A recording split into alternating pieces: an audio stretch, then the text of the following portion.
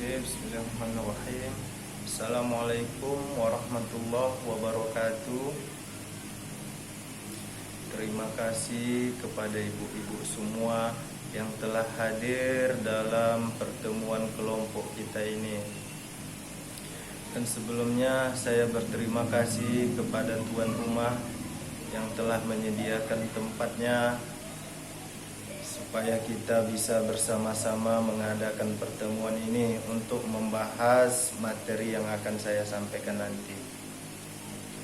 Nah, sebelum materi ini saya uraikan, ada baiknya kita berdoa terlebih dahulu supaya pertemuan kita ini mendapatkan ridho dan barokah dari Allah Subhanahu wa taala. Ya ibu-ibu.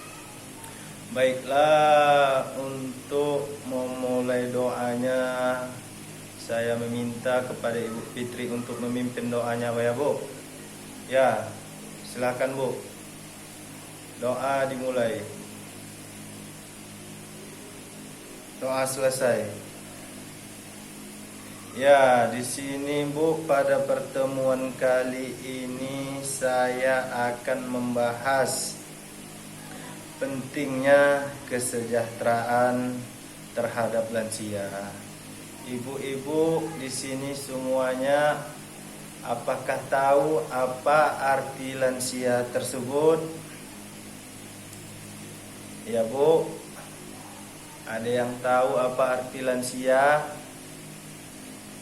Ya, baik, saya akan jelaskan. Pengertian lansia itu menurut WHO adalah orang yang memiliki usia lebih atau usia lanjut. Dan di sini dijelaskan ada 4 kategori lansia ibu-ibu. Yang pertama ialah usia pertengahan, yaitu 45 sampai 59 tahun. Jadi lansia itu Bu, dari mulai 45 sampai 59 tahun itu sudah dianggap lansia menurut WHO. Dan yang kedua lanjut usia, sekitaran berumur 60 sampai 74 tahun. Dan yang ketiga lanjut usia tua ibu-ibu, yaitu berumur kisaran 75 sampai 90 tahun. Dan terakhir ini ibu-ibu, lanjut usia yang sangat tua, yaitu berkisaran umurnya di atas 90 tahun Bu. Ya, begitulah pengertian lansia menurut WHO ya ibu-ibu. Jadi terkait pada program PKH ini yang ditanggulangi pemerintah untuk kategori lansia ialah lansia yang berumur 70 tahun ibu-ibu. Jadi pemerintah itu memberikan bantuan terhadap kategori lansia itu yang lansianya sudah berumur 70 tahun ya ibu-ibu. Oke, lanjut pada materi kita ibu-ibu. Di sini mengapa harus peduli kepada lansia? Saya akan menanyakan pertanyaan mengapa harus peduli kepada lansia. Ya, sesuai amanat negara Bu pada Undang-Undang Nomor 13 Tahun 1998 tentang kesejahteraan lansia, memiliki hak yang sama dalam kehidupan bermasyarakat, berbangsa dan bernegara. Jadi sebagian lansia kurang mendapat perhatian dari keluarga. Sebab apa Bu? Sebab permasalahan lanjut usia ya, kita paham-paham sendiri Bu. Lansia ini bawaannya rewel, suka marah-marah ya Bu. Iya.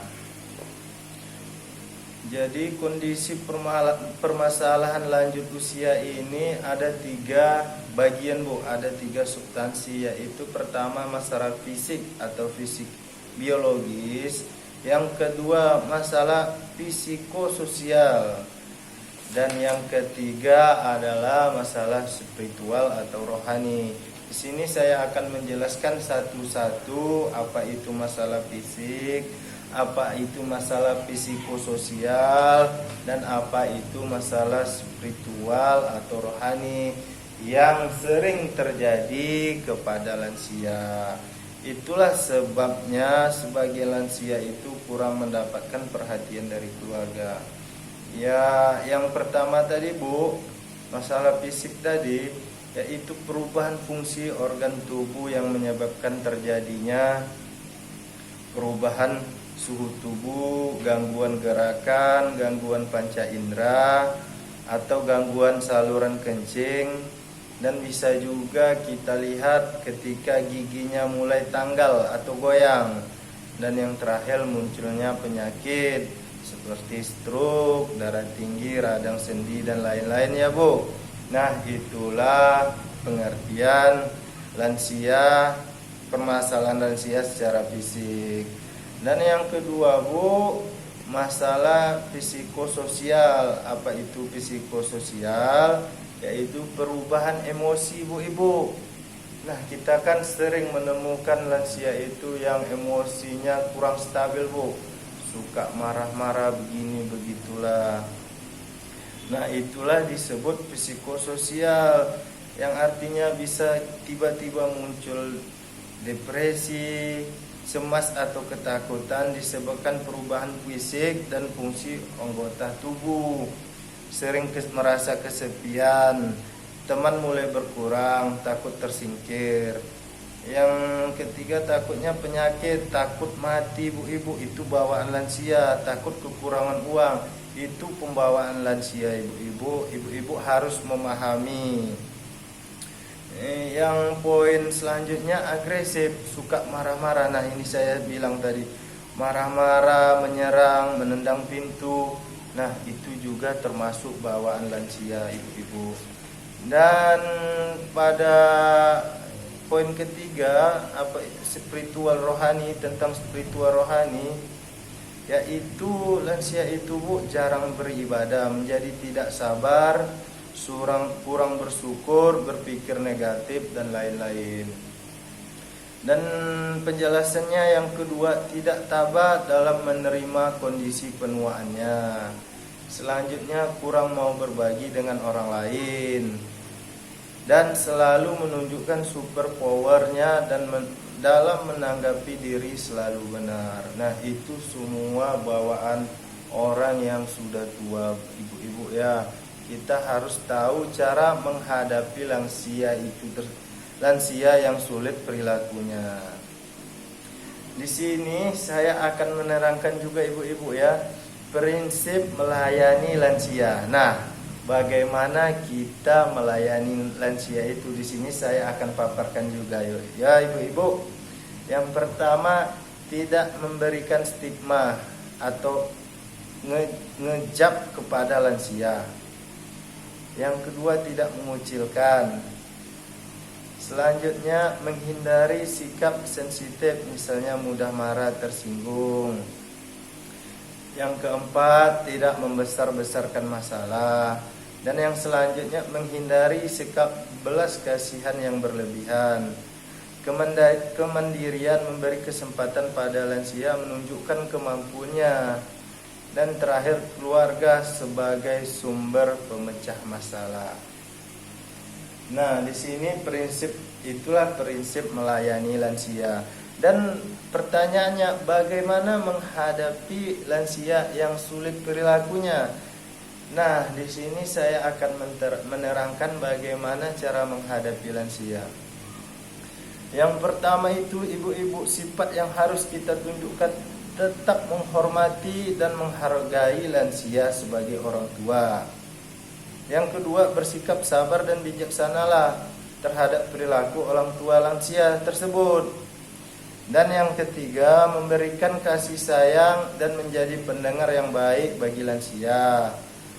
Melakukan pendekatan pribadi, misalnya meminta nasihat pada orang tua atau lansia tersebut.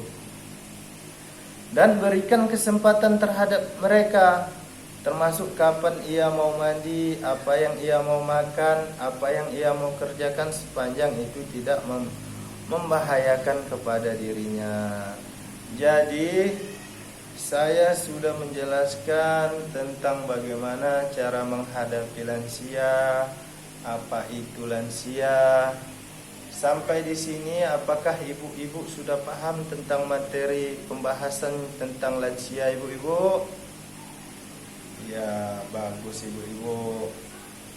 Nah, di sini saya akan mengakhiri pertemuan ini, dan sebelumnya saya akan mengucapkan mohon maaf apabila ada penyampaian kata kurang ibu mengerti. Saya mohon maaf ya ibu-ibu. Lebih dan kurangnya saya minta ampun kepada Allah Ta'ala apabila saya ada penyampaian kata atau kurang berkenan di hati ibu-ibu. Dan saya akhiri, wabillahi taufiq wal hidayah. Wassalamualaikum warahmatullahi wabarakatuh.